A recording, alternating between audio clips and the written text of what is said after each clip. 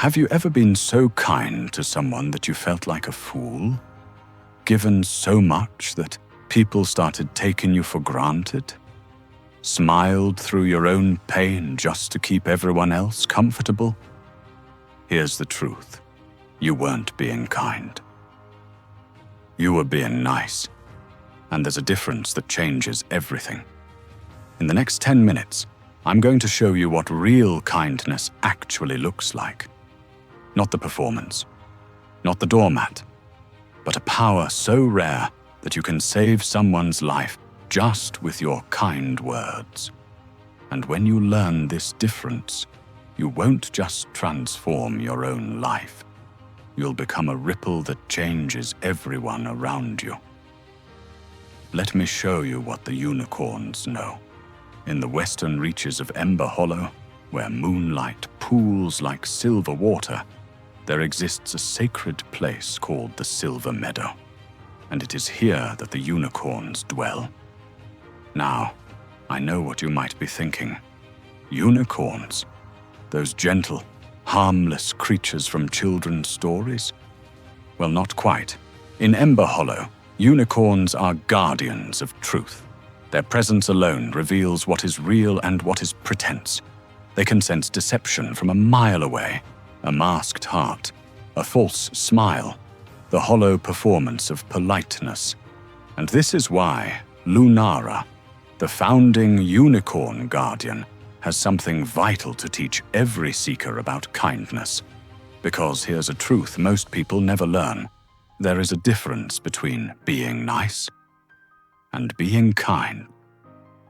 Niceness is a mask we wear. It's the polite smile when you're dying inside. The I'm fine when you're falling apart. The carefully constructed performance designed to keep things comfortable, efficient, safe. But kindness? Kindness is what happens when you remove the mask, when you stand in your truth as the unicorns do, authentic, vulnerable, real. Niceness asks, what's the proper thing to do? Kindness asks, what does this soul actually need? Let me tell you an old story from the archives, a tale the unicorns still speak of in the Silver Meadow. There was once a young seeker who served as a guide along the path of remembrance, the ancient road that winds through Emberhollow's most sacred places. One evening, as twilight fell, an elderly woman appeared at the path's entrance. She was frail, leaning on a staff carved from silverwood, and she carried only a small satchel. She asked the guide for one final journey, to walk the path one last time before crossing beyond the veil forever. Now, the proper thing, the nice thing, would have been to escort her quickly to the gate of passing and continue with the evening's duties. But this guide chose kindness. For hours they walked together through the twilight, past the grove where she had first learned to tend the ember flames as a young woman, by the river where she had pledged her heart to her beloved, through the meadow where she had danced under summer stars. The guide asked for nothing in return, no coin, no favor, just the honor of witnessing her final remembering. Years later, that guide would say, those hours were the most important service they had ever performed. Not because it was efficient, not because it was proper, but because it was kind.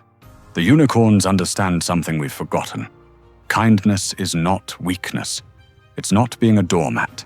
It's a conquering force of character, an act of strength. When someone treats you with cruelty, niceness says, smile anyway, don't make waves. But kindness? Kindness maintains inner peace while holding firm boundaries. It protects your own light while refusing to dim someone else's. This is the magic of the unicorn's gift. They cut through deception, but they also heal. Now here's where the ancient wisdom, meets what the scholars beyond the veil have discovered.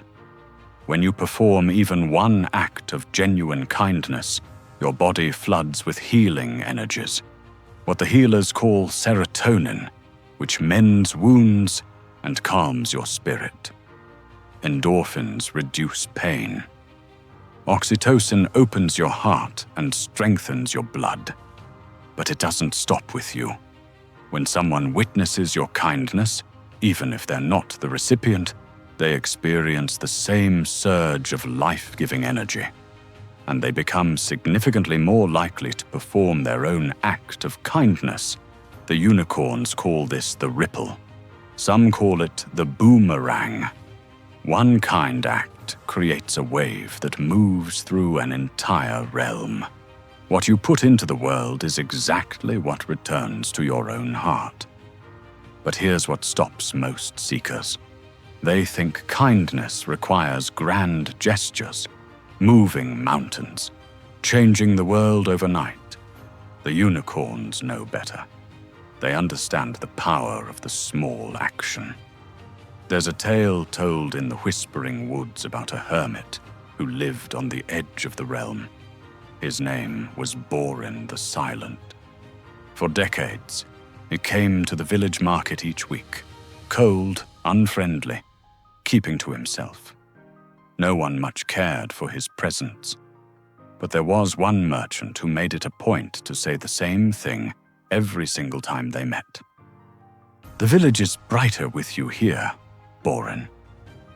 20 winters passed, and on the final day before Borin left the realm forever, he finally spoke the truth. Those 7 words were the only reason he had kept coming, the only reason he hadn't disappeared into the deep woods to fade away, because in his entire life, no one else had ever told him his presence mattered. 7 words. 20 years of life. You are not too small to matter. You are not insignificant. You are the missing piece of the puzzle. There's an ancient teaching the Guardians use. They show a tapestry of Emberhollow, with one thread missing from the center. No matter how beautiful the rest of the weaving, without that one thread, the whole image is broken. You are that thread. Your specific way of showing kindness, the way only you can offer it, is irreplaceable. Emberhollow and your own life are incomplete without it.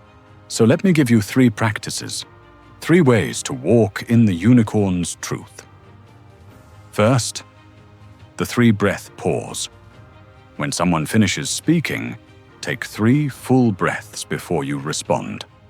This does 2 things. It allows them to add something more important they were afraid to say, and it shows them you're actually listening, not just waiting for your turn to talk, actually hearing them. Second, the day of remembrance. Mark your calendar with the difficult anniversaries in the lives of those you care for. It could be the loss of a loved one, a painful ending, a hard trial, and on those days, send a simple message. I hold you in my thoughts today. You have no idea how much it means to know someone remembers, that you're not alone in your sorrow. Third, the soul compliment. Stop noticing people's possessions or appearances. Notice their character instead. You have a generous spirit. I admire your patience. Your kindness makes others feel safe. These words are healing incantations. They breathe life into discouraged souls. Because here's the final truth the unicorns guard.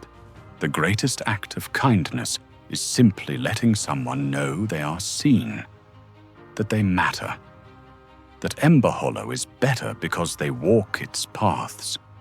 In a realm of troubled waters, you don't have to calm the storm. You just have to be the lifeline. One kind word is a magical tether that keeps a drowning soul afloat until the sun rises. So here's your seeker's challenge. Sometime in the next day and night, perform one completely unnecessary act of kindness. Something that inconveniences you slightly. Something that costs you a moment of time or comfort. Hold the gate for someone when you're in a rush. Let someone step ahead of you on the path. Send that message to someone you've been thinking about. Take those 3 breaths.